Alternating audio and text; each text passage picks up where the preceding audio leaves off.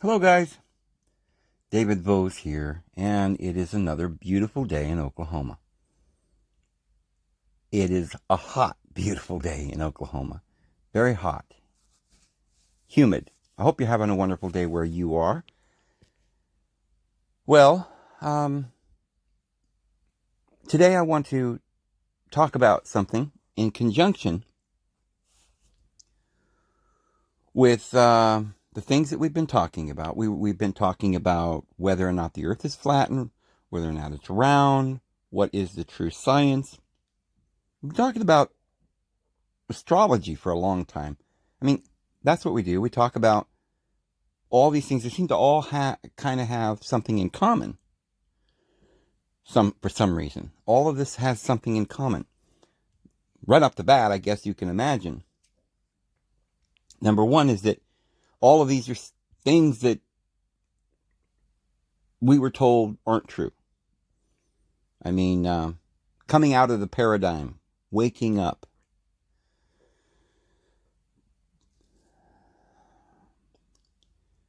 I think from after hearing that last video, some of you probably thought, now that sounds really interesting. And for a lot of people, I'm sure, like Christians and maybe even, people in other countries in India, China, I don't really know what they're taught in school. I'm sure they're very secular over there as well. And I really don't I truly believe that they have hidden the truth from everyone. So if you're in a country that believes in Christ, you don't know anything about Christ. And I think if you're in the countries where you have the Bhagavad Gita, which is a vast system of knowledge, I don't think you know anything about it.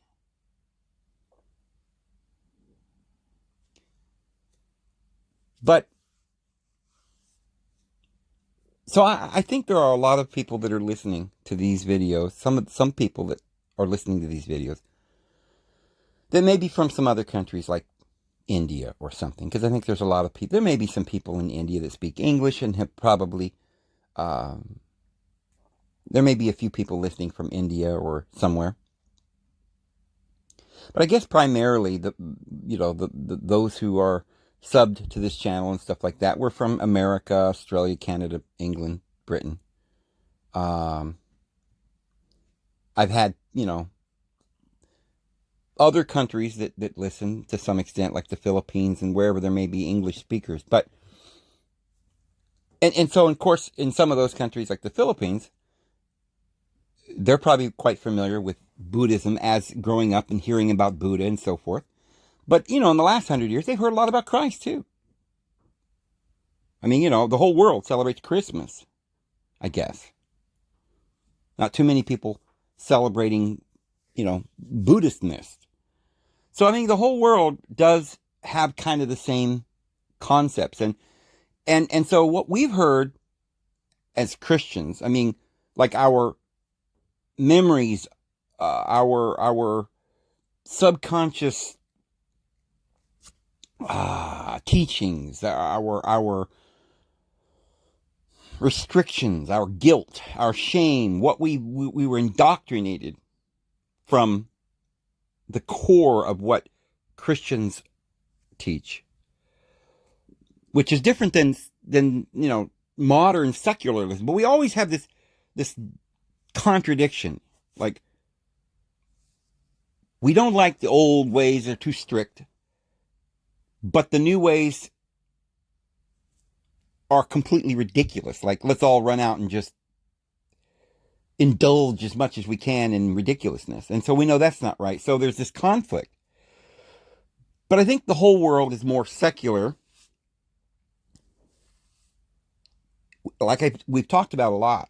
We have this schizophrenia. We have this part of us that's very liberal and wants to believe in, wants to pretend to laugh when anybody says anything about God, And we make jokes about religion and things like that. But at the same time, we tend to pray when we're in a situation we need prayer.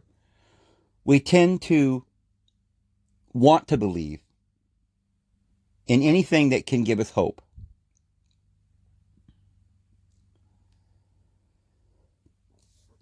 So we're going and we're running around with all these contradictions. I don't care if you're in India or you're in America. We have all these contradictions.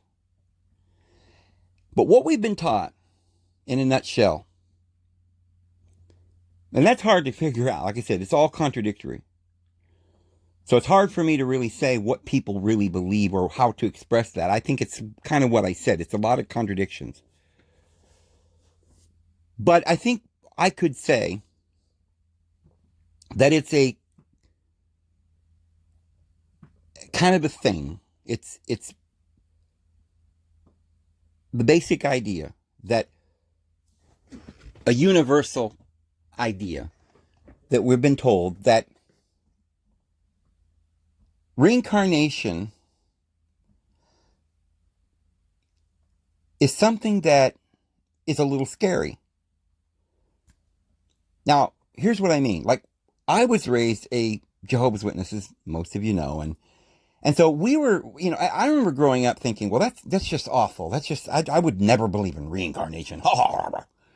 Because I was told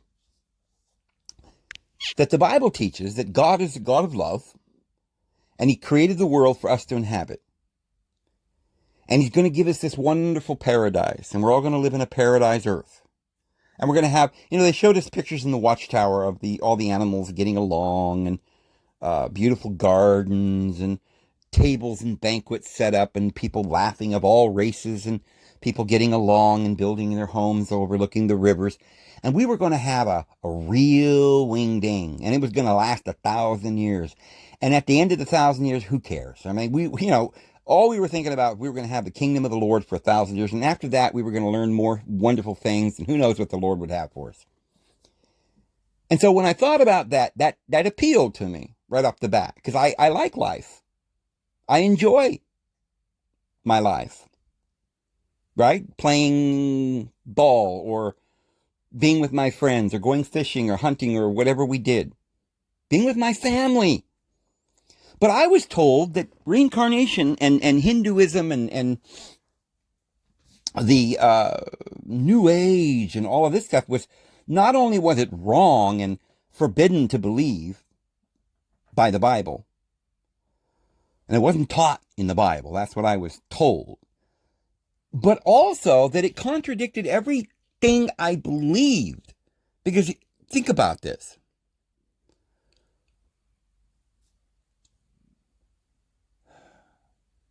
Why would I want to look forward to coming back into a world where I was reincarnated into the same hell that the world is in now? We didn't believe in a God who didn't have any power to bring righteousness, to establish His kingdom. Now, never mind that it had been going on for 6,000 years, supposedly, we were told. 6,000 years of this crap. And the Lord didn't do anything, right? He allowed all the sin in the world. But at least we had some semblance. Like, that was in the past. We didn't, we didn't ask too many questions. Come on. But we said, okay, 6,000 years just to prove a point. The great controversy. Satan made an accusation against God's children. And that was kind of the way the Adventists looked at it. And so God, this heaven, had to allow this little space to go by to prove that He loved us, that His law was just. So God made a law that we should all be good. And there was people running around saying, no, I want to do bad. You see, and they were liars, and they were deceivers, and they were causing havoc in the earth, and they were stealing and lying and murdering. Never mind that it was the Old Testament God that we were supposed to worship as Jehovah's Witnesses, right? That taught us to war. He teaches our hands for warfare. That taught slavery. That taught this bondage and this, as the apostle said, a bondage and a curse. But we're not going to get into that. Never mind, a lot of contradictions.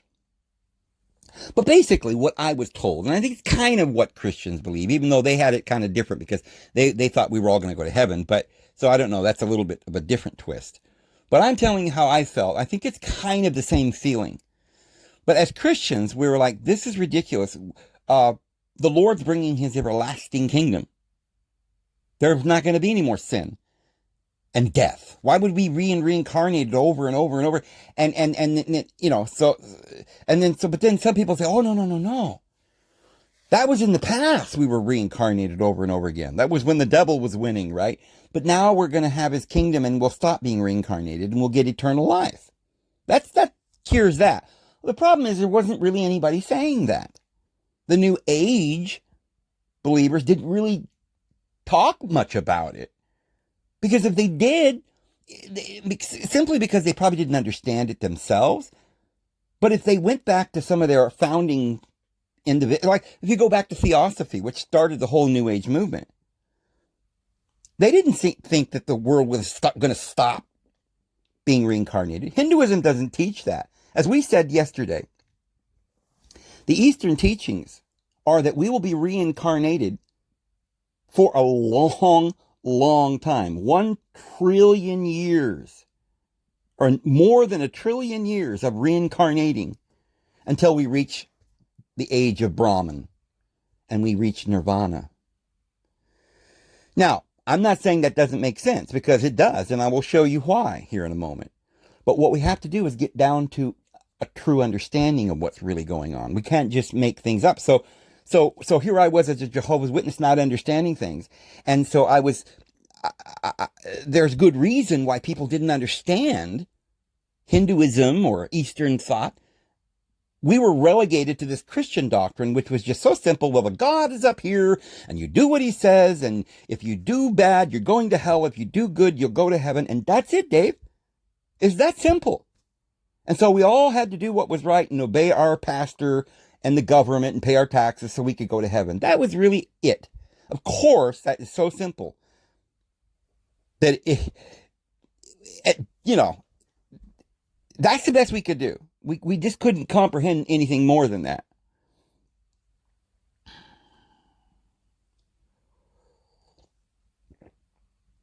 But, it's okay to have a little fairy tale belief like, well, Santa Claus is going to give us all presents, and if we're good little boys and girls, and, we'll have a good year tomorrow and next year, and, we'll grow up and get a good job and everything will be fine, But we have to know the truth. So let's say that's what it is. Let's say that's the truth. We're going to go to heaven. But wait a minute. That means that half the world's going to go to hell? Because take a look. Most of the people in the world haven't made it yet. And Jesus is all about forgiveness. So there's something, you start really thinking about it. You say, wait a minute now. If Jesus is about to come back and the world is in the situation it's in right now, not only is most of the world going to go to hell and suffer and torture forever and ever and ever, where the worm dieth not and the flame is not quenched, but maybe my own family, our children, we worry about our children, we worry about our mothers and fathers, and people are saying, oh, my family, and somebody's in prison, and I've got people in my family who don't believe in Jesus. What am I going to do, Dave? So it's wonderful, nice little teachings, but we got to get to the bottom of this. Because that doesn't make sense. So we just go with this little nicey little teaching that, well, just be good and you'll go to heaven. It doesn't answer the problems that we have in this world. I mean, it doesn't really answer anything, because you have to ask yourself, well, then why did God let all this sin go on for 6,000-7,000 years? That's what they're saying, Christians. All right. So then you start thinking, well, okay, so let's take a look at the Eastern teachings. Maybe they're right.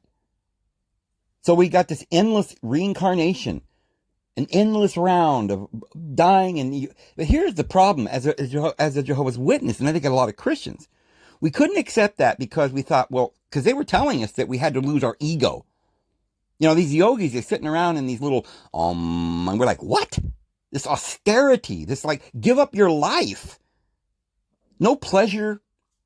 No, you can't have pleasure or pain. They don't want either one. We spend 10 minutes reading some Swami, Wami yogi who says, the reason that you're in this hell is because you want pleasure, because you want something. And they teach these crazy things like, well, if you want to be happy, cease being.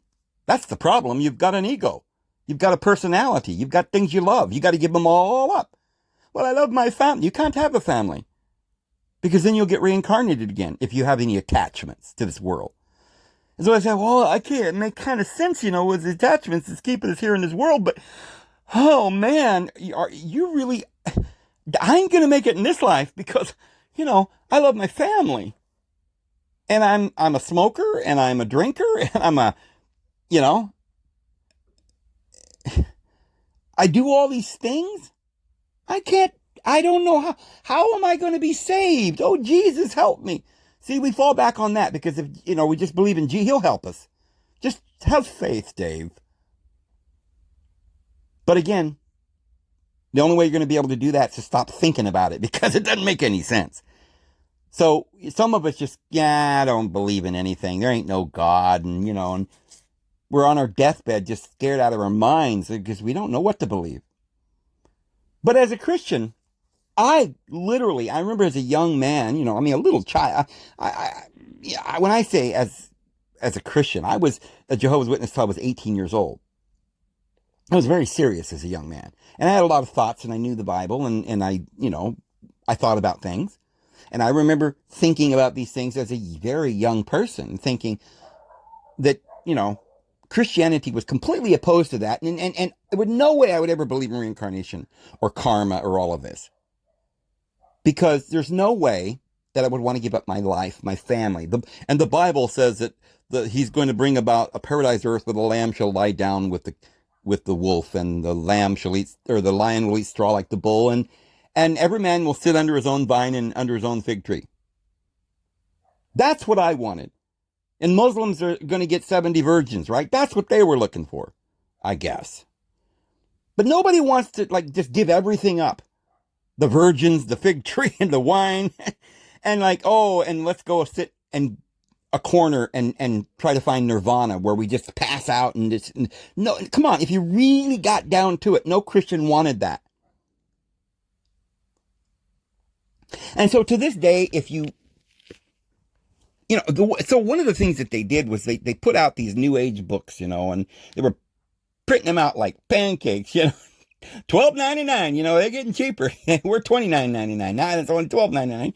And you can read all about it, and make it sound sort of sexy, reincarnation.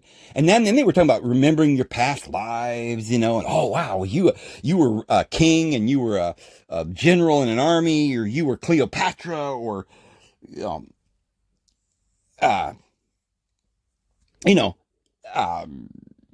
you were all these amazing, some people thought they were an apostle or something. But so it was enticing. They started kind of making people like the idea. Of course, it completely contradicted the entire teaching, which was that we're supposed to get rid of our ego. And so there was this question as well, listen, if we're going to get reincarnated, what does that really mean? If we're not going to have any memories of our past lives, and if we're not supposed to remember them after all, David is just some carnal person with this attachment to this life and his pain and his joys and his pleasures. They're all not important. Why would I want to come back and be a Dave again? It's futile. That's not what we were told. That's not what Hinduism teaches. But at the same time, we were getting these little books saying, we can remember our past lives. Well, if you could remember your past lives, then that means then your ego does persist. See, there was a contradiction there. And people didn't notice that, right? So you can have a modern theosophist give this amazing speech, right? And maybe a classroom, and people will gather around and they'll listen to the great, theosophist teach a new age or something. And they'll say, yes, we have to, they'll talk very profound and like what we were saying. They were saying, well, why would you want to come back to this ego. That's not our goal. So we're not going to remember this life, because this life is just a coat that we put on and take off. And if that's what you want, then you're not going to graduate to a higher life, right? If you're going to have attachments and addictions, you should sit in a corner and just don't like or want anything in life, and forget your family and all these attachments and go on to a higher nirvana. So they taught that, right? And it was all profound, and people are like, wow, that's very, profound teaching. But then somewhere in the middle of the conversation, people didn't notice they were talking about having memories of past lives. How could you have memories of past lives if you don't take your ego with you?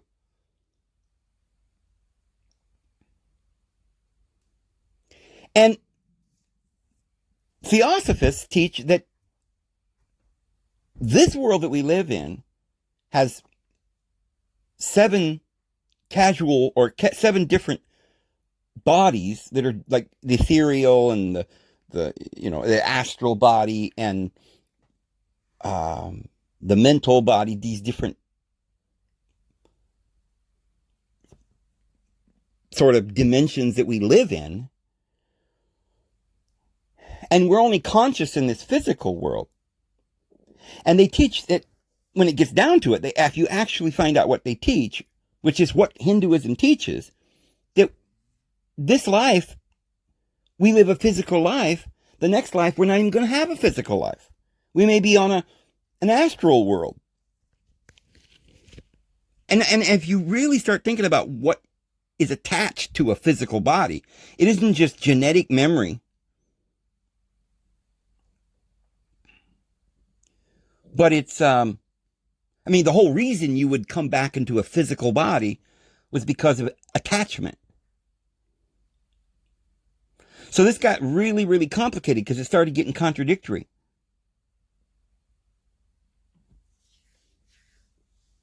And the only way it makes any sense for anybody is if they just don't, they either make up a story that just sort of suits them, that they never really fully grasp, but they just take the little points of what they believe that suits them. It's kind of like Christians do the same thing. They forget about all the people that are going to die in hell, their family members that aren't going to go to heaven, and they're going to have to sit there and be tortured forever and ever, and how they're going to, enjoy that. I don't know, right? With all their family dying and stuff and being tortured in hell. And who's going to really be happy sitting on a cloud in heaven somewhere, wherever that is, right? There's unicorns and rainbows, right? Where there's no sin and no, I guess we're going to leave this physical body and go to heaven. And we don't know what we're going to do up there. I know you can easily come up with ideas and make it sound more palatable, but there were a lot of contradictions, is what I'm saying.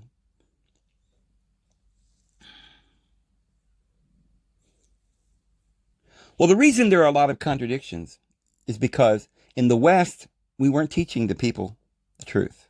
We were lying to them. This was never a system of teaching or knowledge. It was a system of deception. It was simply to tell people, you're not allowed to know because we don't want you to know the glory that's going to follow this world. We don't want you to know how powerful you are, that you are a god.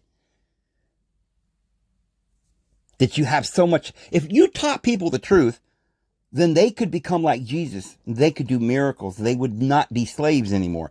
So the whole Western teaching had to revolve around keeping people ignorant. And if you think that's not true in India, why do you think they got those little spots on their forehead? That's a caste system. And you know what that means? It's slavery. And so if you weren't one of the elite, you weren't allowed to know anything. And even the elite were being deceived. Because again, the whole world was in bondage to keep us as slaves. We were never allowed. So then when this New Age movement started, it was taken over by the Western occult cabal. And they started teaching, the stuff that we were talking about, about how, not only were they teaching people to do yogi or whatever, And if you think about it, that's the whole problem. It means, in other words, they were telling us this is a lie, that we have to just give up our lives, right? Live our a whole life just sitting in a corner doing penance or whatever. Never have any pleasure ever. Nirvana meant just get rid of your entire ego.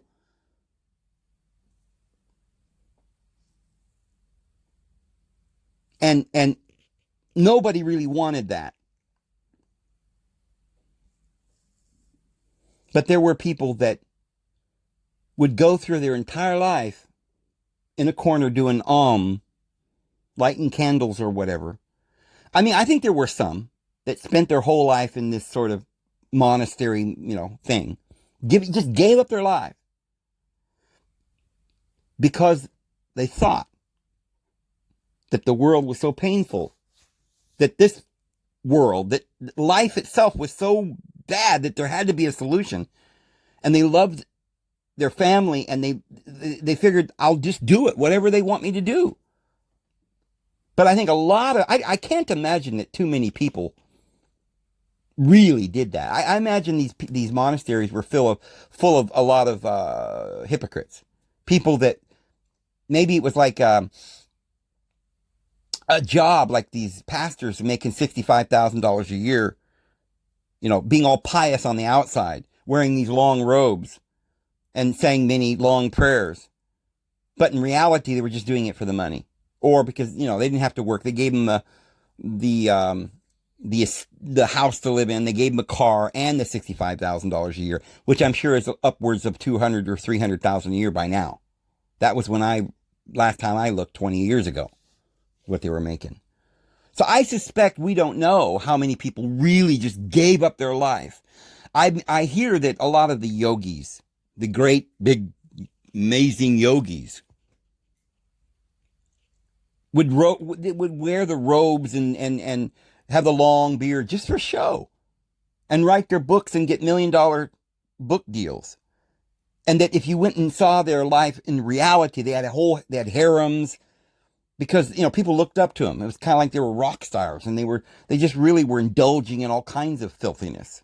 So it's not really true. I mean, remember what Jesus said to the Pharisees. They were supposed to be so righteous, but they were living a false life. They didn't really know what they were doing. They were pretending. They were liars. And he called them hypocrites, because if they had just thought about it, they would have realized that they weren't no better than this poor woman that just put one little penny in the box.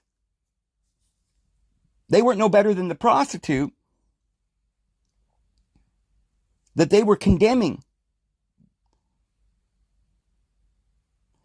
So if you go back to what the true prophets who came to this world said, you never find anything like.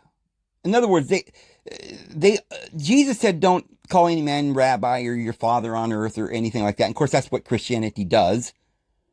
And not to be worried about money or what to put on or what to wear or anything, or what to eat, or, and just to trust the Lord.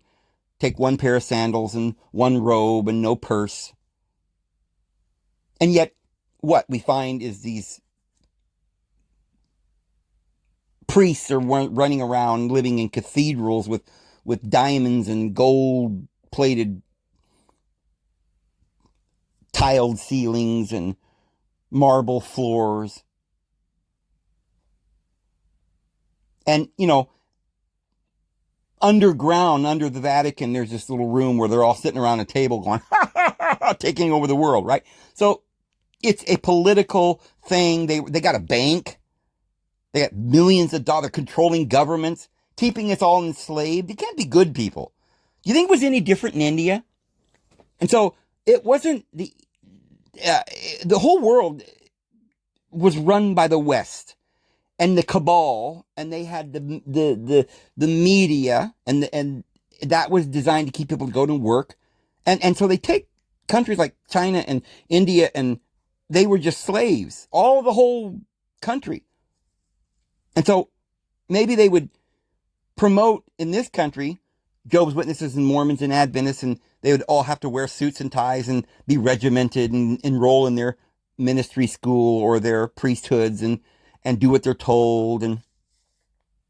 and read their watchtower and go to their meetings and do all of the, go move up the ranks. And if they were good little boys and girls, they could have a good life and they'd be CEO of a company, or Mormons were becoming FBI agents or whatever. Well, the same thing was going on in India. If you wanted to eat and you have a job, you put that thing right between your eyes and you knew your place. You curtsied to the caste above you. Certain castes you couldn't even touch or come into contact with. And they were sitting in the higher, up on the hill in the luxurious places. And they continued to perpetuate the insanity. And so then, so that they could have their income. And so it was the West that was using them and keeping them all in this position. So they never read their own books. They never did understand reincarnation. They didn't understand what it was. They only were, all these priests that would sit in the monastery and go, I mean, the high ones were probably ruining, destroying people's minds and being hypocrites. But the ones that were just, that you see in the pictures, the thousands of them that would go to the pilgrimages and bang their head against the wall for hours, hoping that they could get some, maybe they went because their mama was sick and they thought if they would go and pray to Krishna or, Vishnu or whatever, or Brahma, and that they would do this, sit in a corner for a long time, that Brahma would look down on them and heal their mother or something. People have reasons, but they didn't know why. So all of this was just simply lies. And so in the West, in order to get people to start feeling like maybe the Eastern way was right, they rejected Christ, they started telling him things like, you can remember your past life or do miracles if you just do this certain little mind trick, or mind over matter books came out, The Secret and all these things. And people were all searching. They do people will go through all kinds of things to find something that will maybe give them a miracle or so, okay, all of this is going on. But what's the real truth?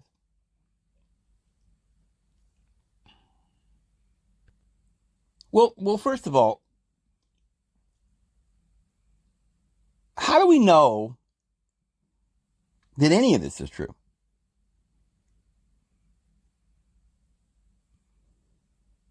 I mean, we could spend another 30 minutes talking about whether the Bible's true and stuff like that, and we've done a lot of videos on that. But how do we know then that the stuff that we were talking about yesterday, reincarnation, what Madame Blavatsky taught about these ancient teachings, how do we know that any of this is true, that the earth is round? Maybe that's all a lie too. Well, for one, as we said yesterday, it seems like every nation on the face of the earth taught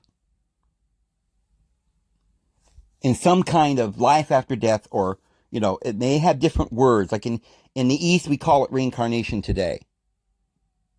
In some areas, they just believe in transmigration. Some places, they don't believe in transmigration. That's what we're told, right? So we're told that even they have differences. And we're told that the Egyptians believe in some kind of resurrection. But if you read up on it, people will try to come up with what they actually believed back in the days of the Egyptians.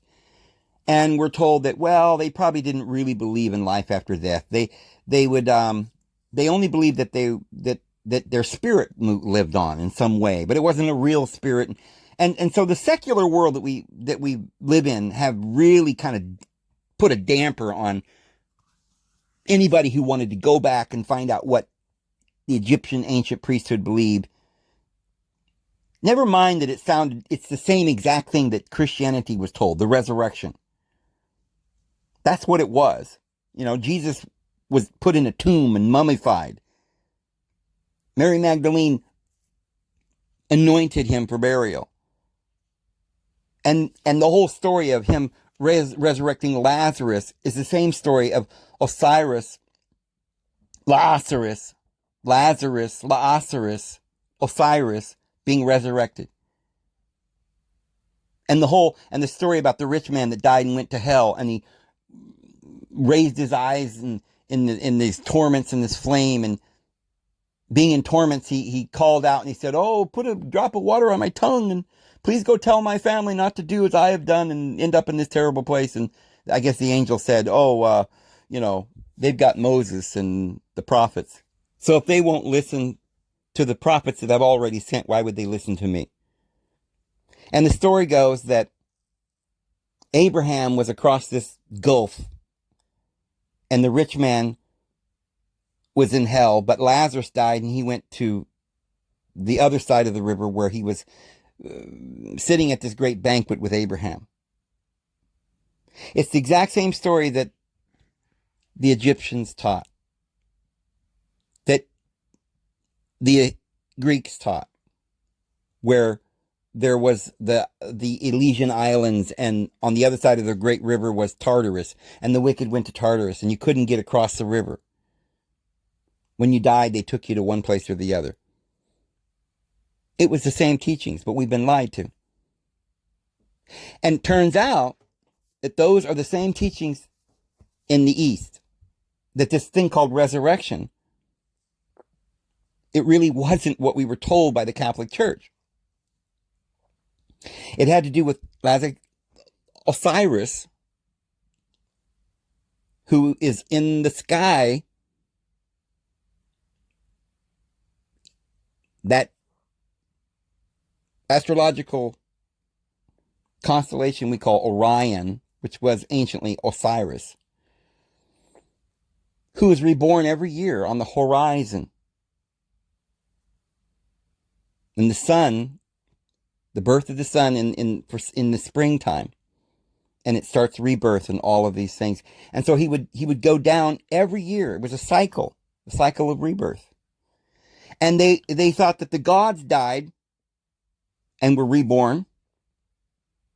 And so people also would die and go to the duat, or the dark side of the wheel. But they would all be resurrected. And to perpetuate that belief, just like we have ceremonies that remind us of these things, they would mummify their dead because they believed that they would be raised back up. But you see, we don't know it today because they don't tell you, but this has to do with a constant cycle of rebirth. And they had deep teachings. So these teachings that the pharaohs had came down. They were taught to Pythagoras. Pythagoras learned from Thales and Solon, and they were pharaonic priests. And Pythagoras believed in reincarnation, and he believed in the spheres. And these were the mystery schools. And they're the same teachings that they taught in the East. Zoroastrianism, same teachings. Mithraism, same teachings. Buddhism, same teachings.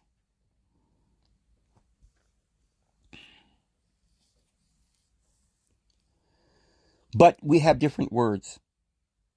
And some wicked people never allowing us to know what these ancient teachings were, what the esoteric wisdom was. So today, a lot of people say, well, how do we know if any of this ancient wisdom is true? Well, if this many people, if the elite today, the ones that want us to go to work and be their slaves and never wake up, if they're trying so hard to deceive us, then maybe this stuff really is true. But when Madame Blavatsky came out, this was like in the 1875, she wrote Isis Unveiled or something like this, and I think it was 1890 or 91 that they published the Secret Doctrine. In these books,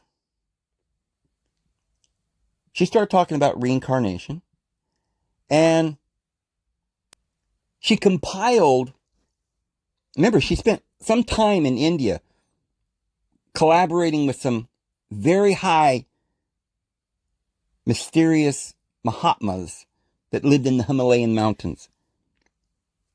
They were very powerful people. Well, I should say they weren't being paid by the West. Because when Madame Blavatsky was taken under their wing and she was being taught and initiated into these mysteries, they were carefully making sure that she was putting down the ancient wisdom that the West was trying to hide. In fact, the West, these powerful Freemasons, that the Illuminati that was controlling the world and wanted it to all run smoothly so that we'd all be their slaves, they were so upset about her revealing all these ancient truths that they put her in this occult prison. She had to flee to India and stay there. She couldn't even come back to the United States or Europe because they would have killed her. So as soon as she passed away, when they published her books, they didn't publish all of the words that she spoke. They left out a lot. We don't know they couldn't just not publish them because there was a lot of people around Madame Blavatsky that knew what she had done. She had spent a lot of time putting this together. And the world had already been printing them all around. So they couldn't really just not print them. But what they could do, because they controlled the printing presses, is they could control what printing house printed the rest of them and doctor them all up and start little societies that started teachings that had nothing to do with what she was saying. Because people didn't have time to read the whole thing. Just like people don't have time to read the Vedas and the Rigveda and the Upanishads. And people don't even have time to read the Bible, let alone anything else. So they just read books about it. And the books they were reading, the people they were financing to tell the world, they were telling these yogis to write books. They were just telling everybody, oh, yogi, which is all made up in 1929 by some yogi. They paid him to come over here and teach this yogi thing. Sit in a little posture and breathe right and all of this and light candles and, stories about how you could remember your past life to make it all sound glorious and enticing, and start little groups.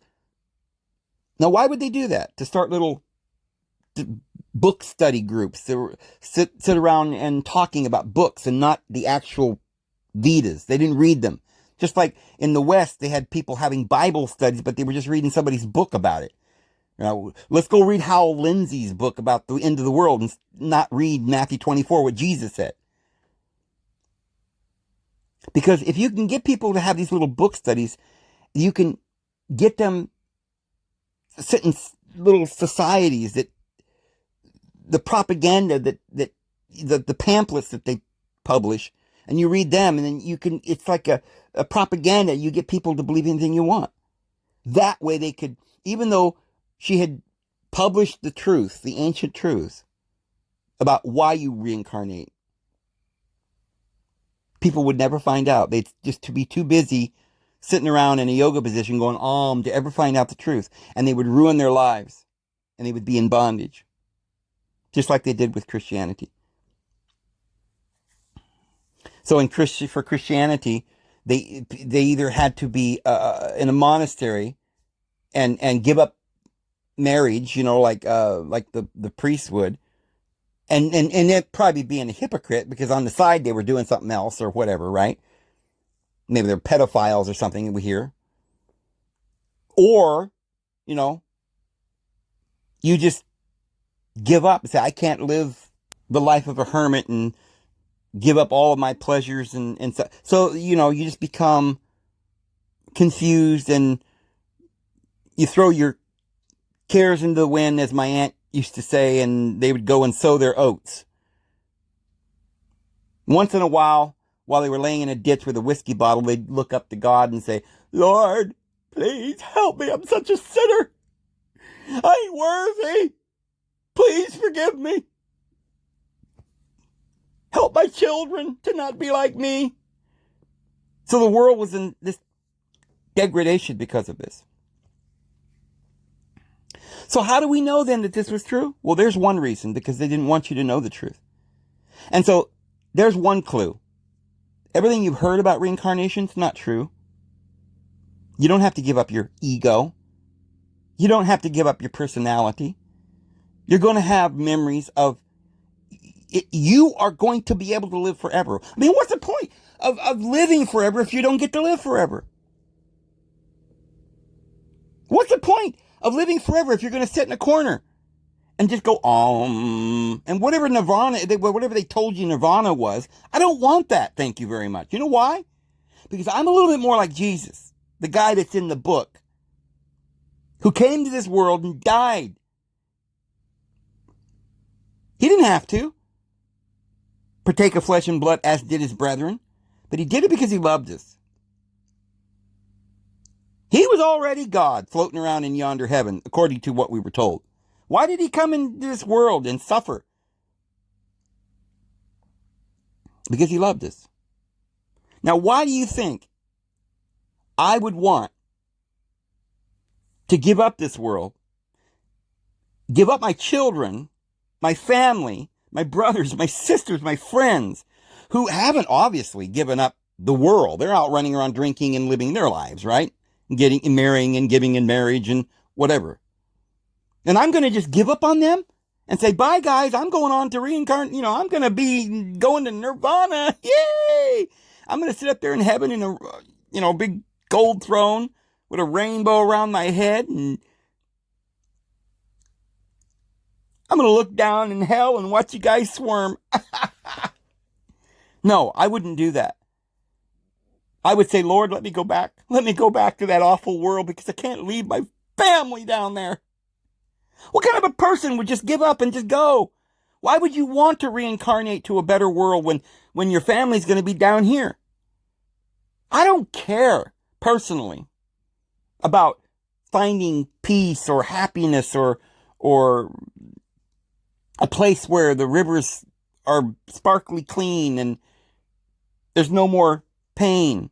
I'll go through all kinds of pain, thank you very much, to save or be here and make sure my daughter has the things she needs. Yes, that's called detachment, but I don't care. I don't want to be detached. I love my daughter. I love my family. I'm not, they told us that, you love your house and all your fancy things. Most of us don't. I mean, there might be some people that's down here living for their houses and their cars. There's a few people that do that for a period of time. But for most people, the reason they have a house is so they can live in this freaking awful world. Because they know they got to stay in this awful world because they got children to take care of. And then at the point where they're getting old and they got to pass on, they're thinking, Lord, if I go to heaven, what's going to happen to my family?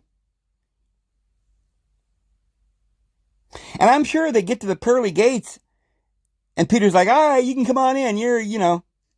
Get your wings, your halo. And I guarantee the first thing I'm going to say to Peter is, no, I don't want to go. My daughter's still down there. Please let me go back. If I'm there with her,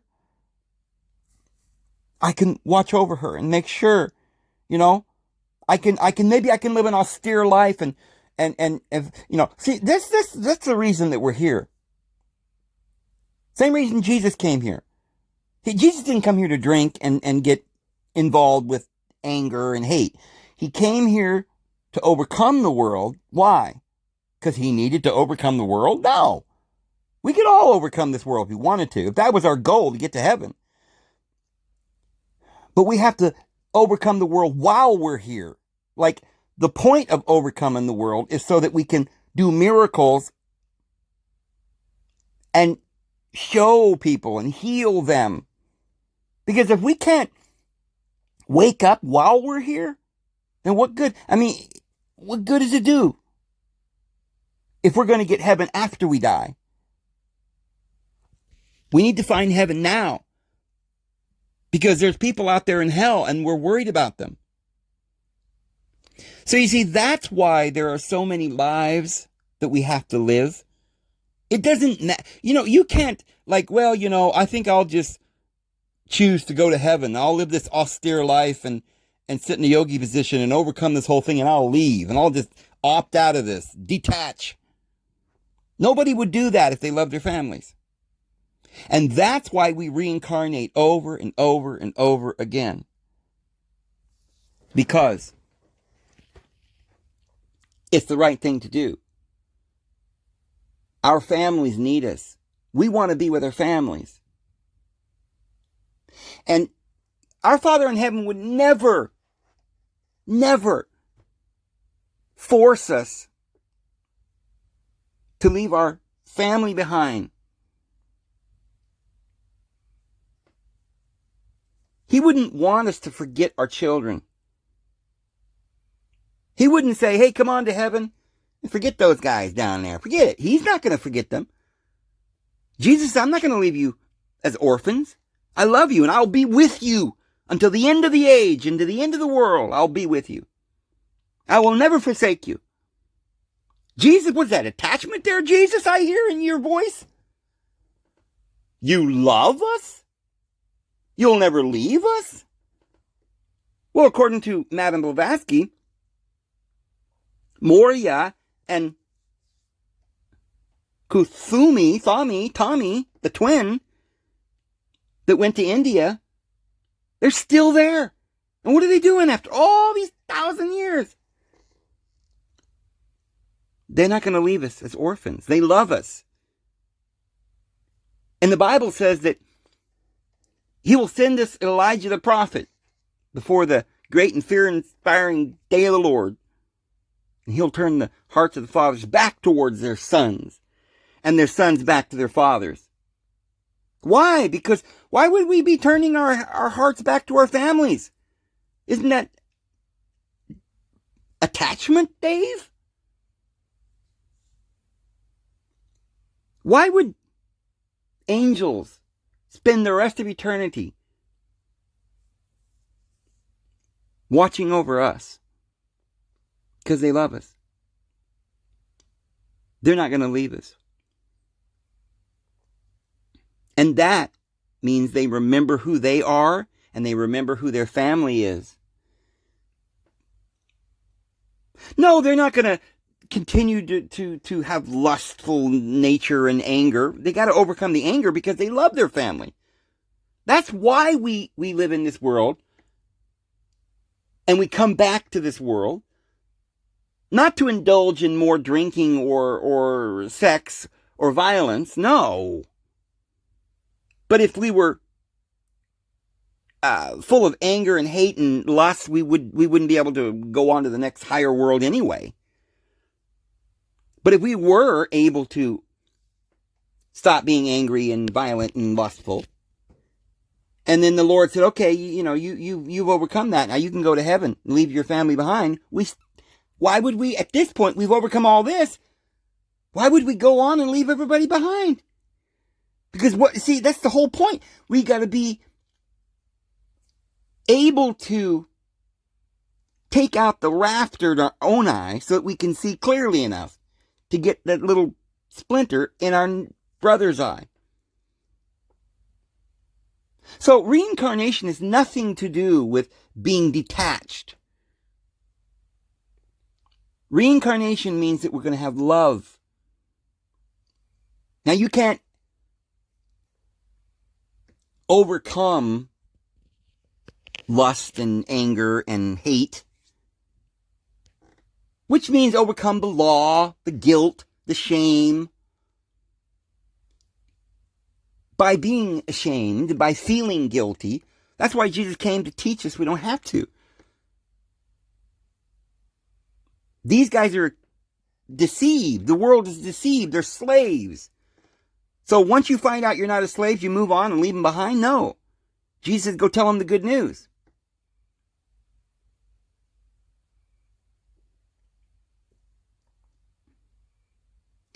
So, the true teachings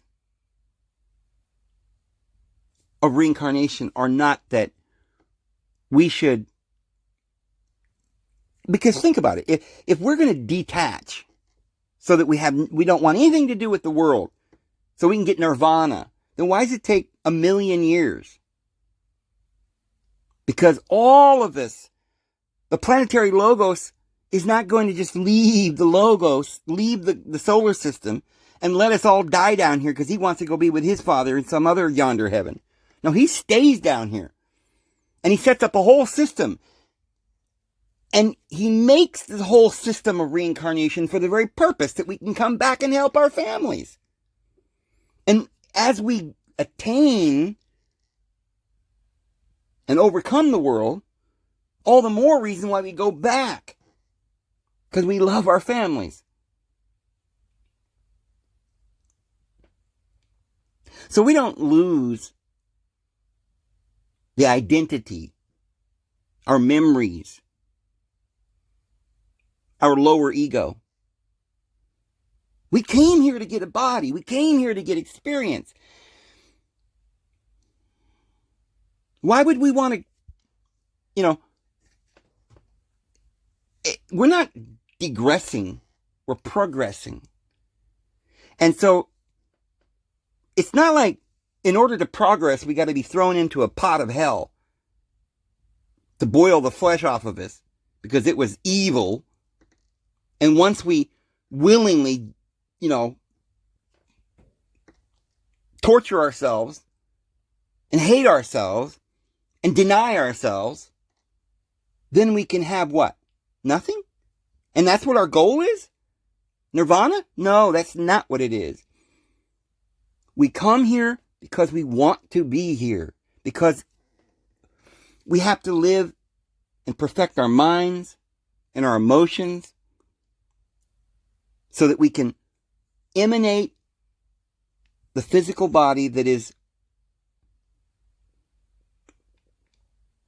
in line, the glorious, when Jesus was resurrected, he says, touch me. A spirit hath not flesh and bones, as you see that I do. Jesus was resurrected in a physical body. That's why he came into the world. To receive a body. And he had to be able to overcome the things that were keeping his body from living forever. So he says he was given a commandment to lay down his life and take it up again. You see, just getting your body is not the end. You got to learn how to keep your body. That's why we're here. The illusion is that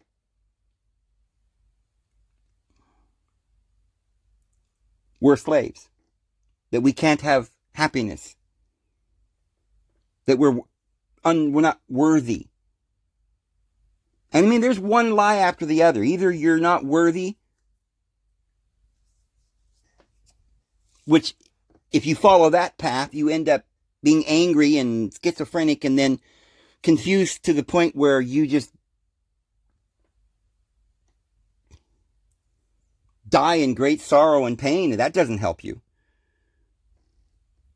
The other way that they would teach you is that, well,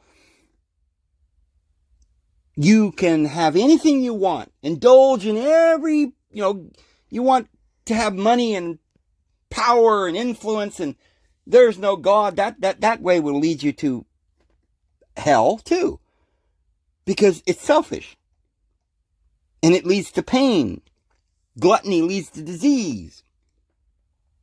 Drinking leads to disease and sorrow, and you lose your relationships.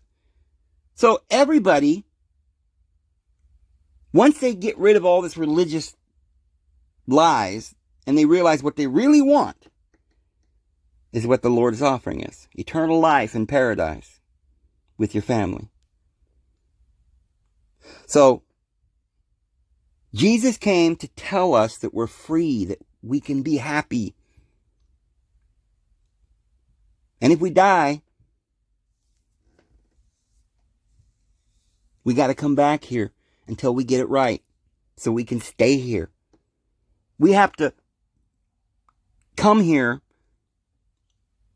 and open up our third eye and advance so that we can teach the gospel and heal the sick and clothe the naked, and feed the hungry. That whatever we ask, we shall receive. Because, think about it, if what we were trying to accomplish was nirvana, and that means no pleasure, no pain, no attachments to anything, just back into the nothingness, no ego, no, I don't know. Nobody ever told us what that really means. But it didn't sound good. If that's what it all is about, then, why did Jesus stay here? I mean, we're all going to lead to nothingness anyway. Why didn't he just let us all die in a big conflagration? Wouldn't it have been better off to let it get us, we've been down here suffering, striving as somebody's slave. Why did you just tell us, look, guys, there's no point in any of this. I'm just taking you all out right now. He didn't, because he loved us. And he wanted us to live in paradise and to have happiness. You don't think Jesus loved his disciples? You don't think he loved Mary and his children? And why did he make a plan that would take 1 trillion years to reach something called nirvana, which means nothing, when you could get nothing right now? I guarantee Jesus didn't come down here and die in order to have nothing. He came down here, and the suffering that he had was when he saw that we were struggling under this deception as slaves, bound to the law that said you're guilty. He said, no, you're free. Now go tell the world. We're going to live and grow. Yes, it's hard. I know sometimes, we want to, the body. Yeah, we have to overcome these things that are keeping us down. We don't want to be a glutton, but we're supposed to enjoy our food. But we talked about the other day just how you can learn how to eat food and enjoy it. Truly enjoy every moment. We need to live every moment in the present with happiness. To live in glory. Yeah, we need self-control and patience and love. And that's going to take a while, because as we're learning this control, and we'll do that because we love our family, because we don't want to lose them. We'll abstain from things that will hurt us to show them as an example, but not for the goal that they can become nothing, but so that they can have joy in eternal life.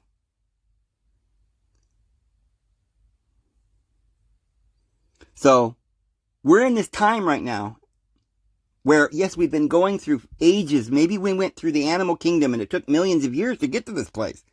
But now we're about to receive the awakening, the kingdom of the Lord. And yeah, there's other kingdoms that we're going to get, higher even yet. And we'll be doing these things. Those who are accounted worthy that the resurrection, eternal life, we're still going to progress for eternity and go through these great classrooms and learn great things. And some shall be like the sun, and some like the moon, and others like the stars, and each star differeth in star in glory. Glory! That's what we're going to receive, is glory.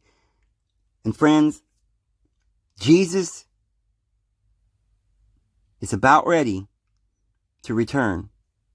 And we'll have everlasting life and happiness now in this life. This is the good news. It's the same good news that was taught in the Vedas and in the stars, and that is the esoteric wisdom that was in every nation on the face of the earth. The restoration of the kingdom is coming. The gathering of the lost tribes is happening now. And this great truth is being preached in all the inhabitants of the earth for witness to all the nations, and then the end of this old wicked world will come.